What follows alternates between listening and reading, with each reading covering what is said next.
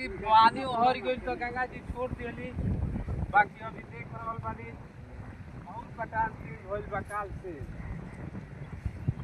ना बताओ जाओ गंगा माई के प्रलयकारी दृश्य दिखला को घर जाता रुआ बहुत ही दुखद कष्टदायक। जहाँ को जहाँ खेती होत रहे वो खेती से सैकड़ों परिवार के गुजारा होत रहे, आज वो सब जा रहल बा धीरे धीरे धीरे धीरे। कुछ समझ में नहीं के आवत गंगा माई का करी हम। देखी है तमाम भूमि रहला 2000 बीघा रहला जवनिया नौरंगा मिला के जौन में पानी बह रहल बा, कुछ ओ पाप निकलल बा। हई सब एकदम कहल जाओ कि कोड़ार तन कोड़ार खेत रहे है, सो सब्जी के खेती होत रहा। देखी है हमार बगीचा रहल है, बोरिंग रहल है, सब खेती होत रहा। आज के डेट में बुझाता कि मरुस्थल के जौन बाटे तौन बाले बाल नजर आवता। देखी रहुआ के देखावे की कोशिश करब। कुछ पेड़ है के ओकर बाद आके लागल रहे तौन सूख गई बड़े सब। देखिए अभी फिलहाल में है जा अभी दरार ले लही बा, ये दरार ले लही बा, अभी भी जाए वाला बा। का कहल जाओ बुझाते नहीं है कि एक और वास्तविक में दोषी के बा। का जनता बिया जेकर खेत बा उ बा के बा, आखिर दोषी के करा चलते ही कटान भइल। बात बुझाते नहीं थे कि सवाल के जवाब के दी कि केकरा चलते हतना बड़ विनाश भइल। हाँ, जहाँ से सैकड़ों परिवार के एक खेती के माध्यम से जीविकोपार्जन चलत रहे, आज सब मरुस्थली के रूप में हो गई। जौन बात तो मैं गंगा जी घास दिले बड़ी, अभी खाहत बढ़ले बड़ी। देख ली कबो बगीचा में दूर से आवे जाए वाला राही बटोही कबो खाओ लेके कबो फल मिलत रहे तो आज सब जा रहल बा सामने। बाढ़ के बाद के दृश्य है जौन हमार बगीचा इकलौता पंचायत में रहल है। बाढ़ के बाद ई काल परसों से देखी कितना धान कटा नहीं जला गुल बा, जौन की काफी आगे तक रहे बगीचा।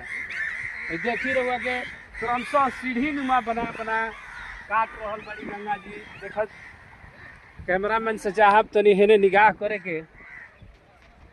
देखी आई बगीचा के कबर के पूजा लागो रहल है, उहो गंगा जी ले जाए के तैयार कइले बड़ी। कतना परिवार के आगे के निवाला छीन लिहली। दुख दर्द भरल किसान के जे परिवार यही खेती पर डिपेंड रहत रहे, आज सब आँख के सामने जा रहल बा। कतना कष्टफल बा का बताओ जाओ। थोड़ा सा तस्वीर दिखा दी।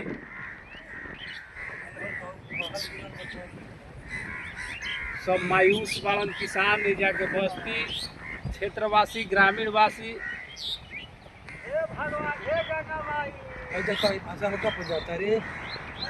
अरे हटो हटो हटो हटो हटो चलो चलो मत जाइयो गिरा तक जल्दी बोल से चल जीवो की अभी टेंशन निकल लेते हैं। सो भर बात चल जाता, लेकिन अभी ना कोई बोलना सरकार ना कर कितना लंबा चौड़ाई बगीचा रहला तो कितना सुबह के छोट हो गई। गंगा जी के खौवा के हाई याद आवता।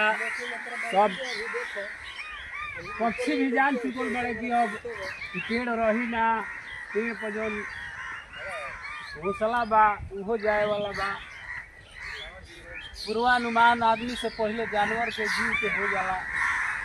देखिए कितना बड़ बगीचा रहल है जो कि आज सिमट के मात्र आई रहा दिखाने के प्रयास करता नहीं। जौन को वो आम के बगीचा से आम के पेड़ से काफी उत्तर दिशा तक रहत रहे बगीचा, तो आज माई जाके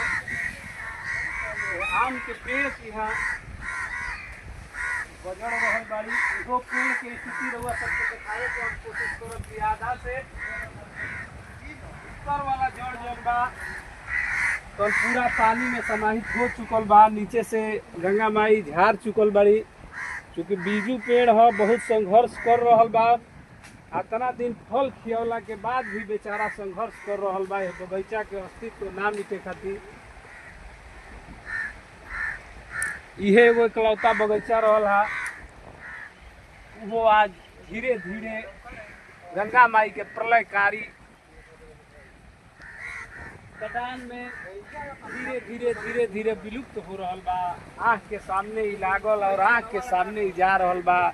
एकरा से दुखद बात का हो सकेला, खास कर हमनी खातिर। के मालिक विनोद ठाकुर जी बानी, यहाँ से भी कुछ चाहब कि कुछ कही रौरा का कहतनी है बगीचा के बारे में। कितना दिन पहले लागल रहे आ कैसे जा रहल बा तो हमनी के सामने लौकता।